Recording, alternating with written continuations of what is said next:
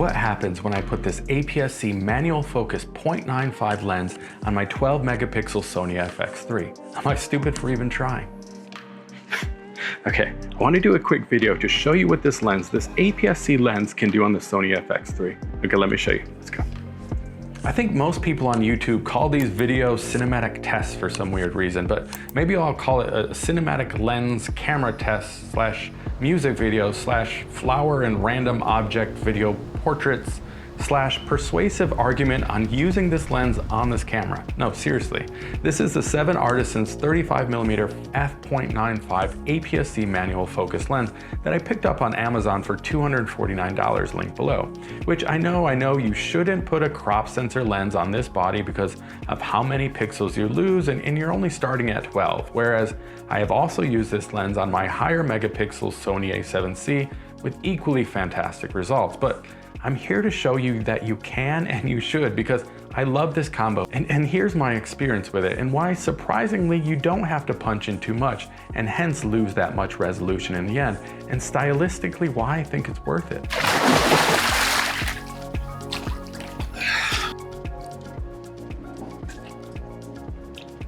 So I know this is ridiculous, it's so blown out, so close up, but I sort of love it. I just think it's got some sort of creative touch that it's hard to explain, much like that Helios 44-2, that Russian vintage lens that a lot of people have been adapting to their mirrorless cameras. Even they did it in, they used it in the Batman film. Super cheap lens. I'm sure the rehousing of it costs a lot, but this has a lot of that sort of, I don't know, creative sort of look, very swirly at the edges. Now, I'm not sure precisely what the resolution is, but I think a lot of people out there get fixated not just on the gear, but on pixels and resolution. But it's only this year that ARRI Alexa has released their first 4K 4.6K sensor on the Alexa 35, other than the Alexa 65, which you can't even buy. And of course, it's not even a full frame sensor, so it's probably pretty similar to what I have here. And now they've only done so, frankly, because of Netflix 4K image capture requirements. And by the by, the FX3 is now Netflix approved, as I predicted. But for ARRI, resolution for them meant only being able to meet and match film cameras, which might be anywhere from 2 to 4K.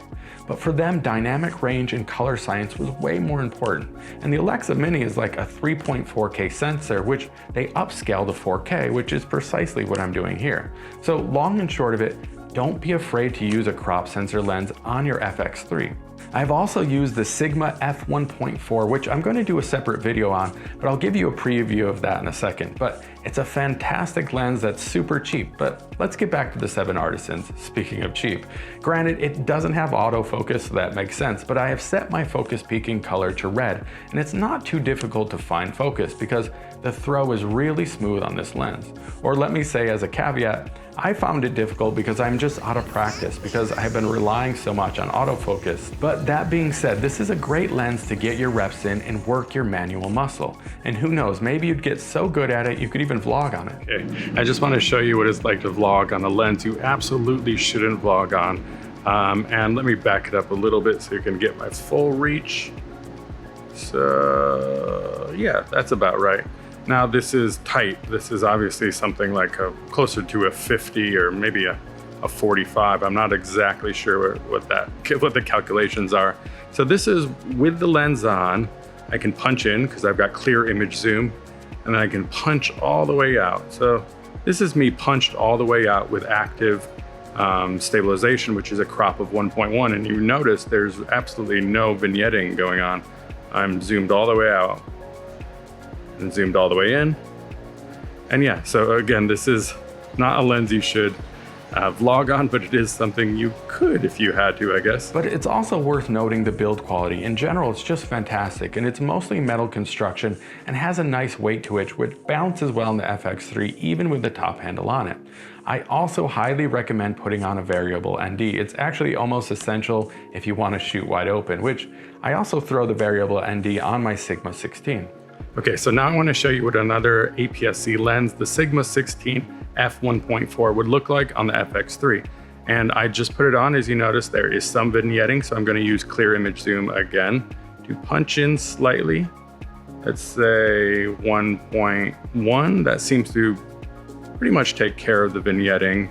and this is 1.4. I have a better minimum focusing distance, and again, this is autofocus, so it is a big difference here, and the reach is obviously a big difference.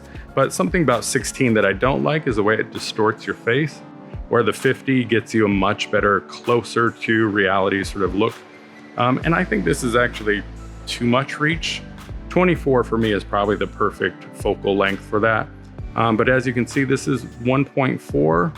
And compared to the 0.95, it looks completely different. All right, so let me stop running my mouth here so you can just watch the goods, the footages, the cinematic video results or whatever.